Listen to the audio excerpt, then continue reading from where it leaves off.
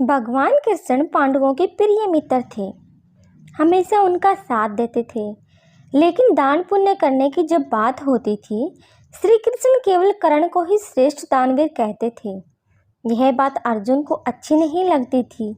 एक दिन अर्जुन ने भगवान कृष्ण से पूछा, हे वासुदेव, दान पुण्य तो 5 पांडव भी करते हैं, लेकिन आप हमारी कभी प्रशंसा नहीं करते।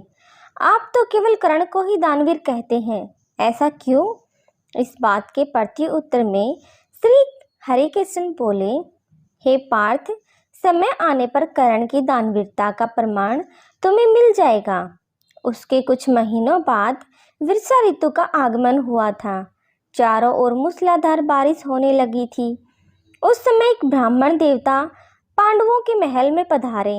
उन्होंने अर्जुन से कहा कि उनकी धर्मपत्नी का स्वर्गवास हो गया है, इसलिए उसके अंतिम संस्कार हेतु उन्हें चंदन की सूखी लकड़ियों का दान चाहिए।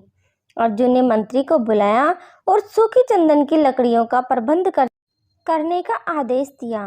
कुछ समय बाद लौटकर मंत्री ने बताया कि हमारे कोषागार तथा राज्य में अन्य कहीं पर भी सूखी चंदन लकड़ी उपलब्ध नहीं है। बारिश का मौसम होने के कारण लकड़हारों ने काफी दिनों से वन में कदम नहीं रखा है। मंत्री से पूरी बात सुनकर अर्जुन ने ब्राह्मण देवता को चंदन की लकड़ियों की कमी के बारे में बताया।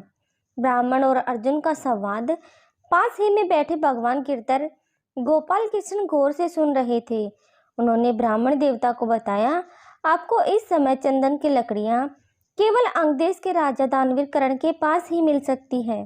भगवान कृष्ण ने अर्जुन को अपने साथ लिया और दोनों भेष बदलकर ब्राह्मण के साथ दानवीर कर्ण की सभा में पहुंचे।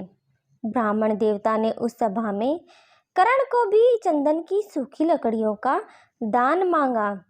कर्ण ने अपने मंत्री को बुलाकर उसका प्रबंध करने का आदेश दिया, लेकिन वहां पर भी चंदन की लकड़ियों का अकाल पड़ रहा था। बारिश की वजह से समूचे राज्य में सूखी चंदन की लकड़ी शेष नहीं थी। वह सुनने के बाद दानवीर कर्ण ने कुछ पल सोचकर सिपाहियों को बुलाया और महल के एक कक्ष के चंदन की लकड़ियों के खंभे तोड़ दिए और ब्राह्मण देवता को बहुत सारी सूखी चंदन की लकड़ियां उपलब्ध कराई। यहाँ तक कि उस ब्राह्मण को उसके घर तक लकड़ियों समेत पहुँचाने की व्यवस्था भी कर दी। यह दृश्य भेष बदले हुए कृष्ण और अर्जुन भी देख रहे थे।